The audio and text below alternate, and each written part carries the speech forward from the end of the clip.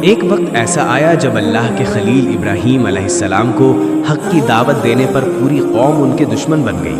نمرود اور اس کے سرداروں نے فیصلہ کیا کہ ابراہیم کو ایک ایسی آگ میں پھینکا جائے جو پہلے کبھی نہ جلائی گئی ہو۔ کئی دن تک لکڑیاں جمع کی گئیں، یہاں تک کہ آگ کا شعلہ آسمان کو چھونے لگا۔ لوگ اس آگ کے قریب بھی نہیں جا سکتے تھے، تو ابراہیم کو منجنیق میں باندھ کر دور سے پھینکا گیا۔ جب وہ فضا میں تھے، دلوں میں سکون تھا، زبان پر صرف یہی الفاظ تھے، حسبی اللہ و نعم الوکیل۔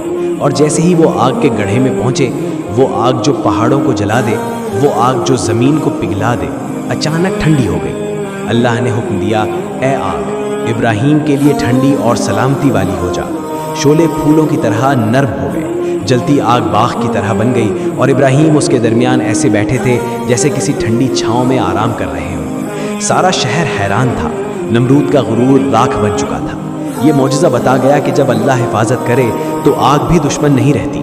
اگر یہ واقعہ آپ کو اچھا لگا ہو تو لائک کریں، کامنٹ میں سبحان اللہ لکھیں، چینل کو سبسکرائب کریں اور اس ویڈیو کو ضرور شیئر کریں تاکہ یہ ایمان افزا واقعہ سب تک